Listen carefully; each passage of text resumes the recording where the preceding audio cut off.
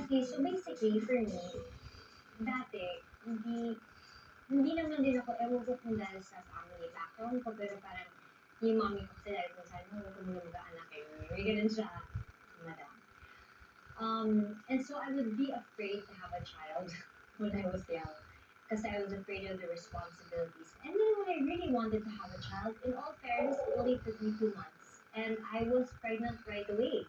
I had twins, and in fact, nagulat pa ako kasi may lahi kami kambal. And si Cheese din, meron din silang lahing kambal. 2 weeks before I found out I was pregnant, Heart called me to say that she was pregnant. Nahiya sabihin sa kapatid ko na buntis din siya kasi ayaw niya i-steal yung spotlight sa akin. She's so sweet of Heart. Me and Heart always planned to have one. If we were gonna have kids, we'd have one each. And we'd raise them not as cousins, but as brother or sister, or as, siblings. So nagulat ako na first try ko after 2 months pampalagan. But then after 2 months, nakita na agad doon na the other baby was slowly disappearing. So it's called vanishing twin syndrome. So the vanishing twin syndrome is a complicated case because about 50 to 60% ang sabi sa akin, yung matitirang bata will be a very special child. Kasi ganun daw yung usual case. But they didn't tell me that. And at that time, I didn't really care. Basta alagaan ko yung bata. And then when 4 months into the pregnancy, I was getting the ultrasound and there was no heartbeat. I can say that now without crying kasi parang tumibay na yung loob ko. But it was very traumatizing for me. After that dun, I didn't want to have a baby for a long time. I really didn't want. I felt na I was traumatized. I had to carry also the babies technically for mga 2 months kung kinarga. And because of that, kasi ayaw nilang tanggalin sa akin ng pwersahan. They wanted me to pass it out naturally kasi natatakot sila baka ma-damage sila and have a problem having a baby. I might have scar tissue. Nabaliw-baliw ako ng konti. I was doing fashion week and people thought that I was having a good. I did New York, I did Paris pa nga. And kala nila okay lang ako, pero may dinadala pa akong bata. In fact, there's a dress that I was wearing, a blue dress, and I was wearing a belt because I was trying to have passed the baby out. I really didn't want to be pregnant after that because parang inisip ko, parang mabait naman ako, bakit naman? When she lost the second twin, I kind of felt guilty in a way na ako buntis pa at siya hindi na buntis. Coincidentally, which feeling ko, it was also God's plan. Na Bella was born December 16, and that was Heart's duty. So parang imbis na ako magka-baby, nagkaroon ako ng baby through my sister. Parang siyang angel din na pinadala sa akin. It's parang a substitute for now, anak. Ito na muna. So, talagang may dahilan na. Yung unang buhat ni Heart sa kanya, mas grabe pa yung iyak niya kaysa sa akin. Bella's very lucky she has 2 moms who, she looks up to Heart. Tingin ko, idol niya si Heart.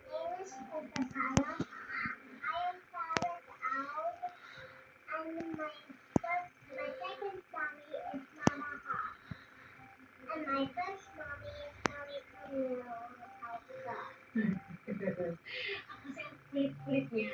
As in, ang kulit-kulit. And she's so smart. Having a shoe like that. But I wear every day. And I can translate the word to well. So I know what you're saying. But the thing is, it's connected to my brain.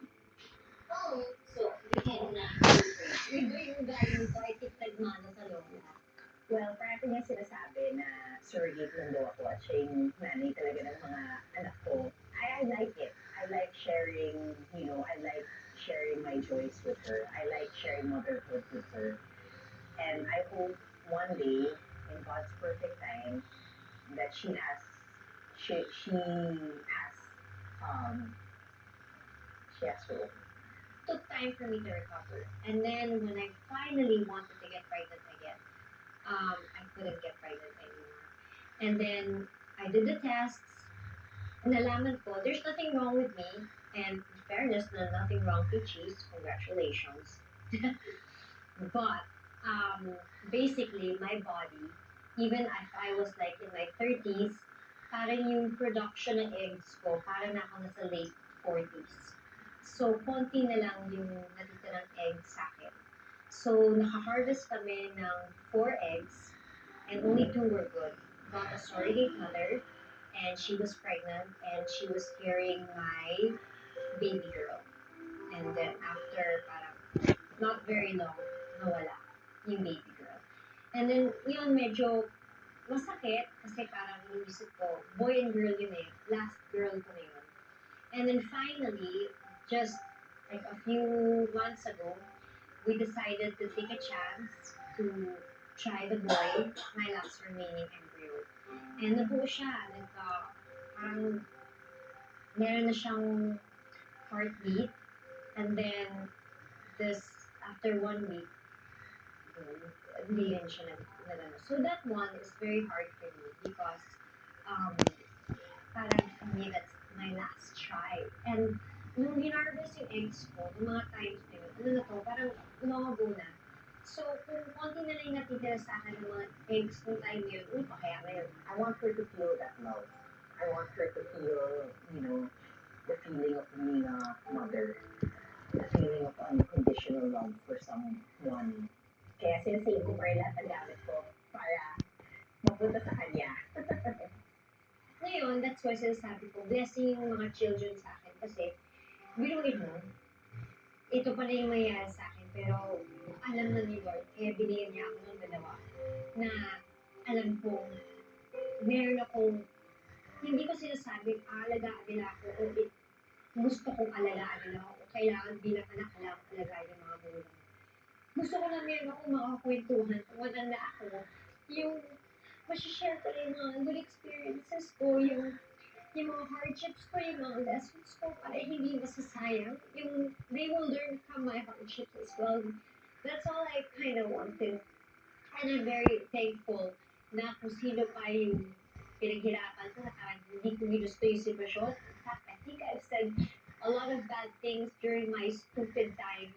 Sila pa pala yung nagsasave sa akin. So, I'm just very thankful that they're there. Up next on Heart World.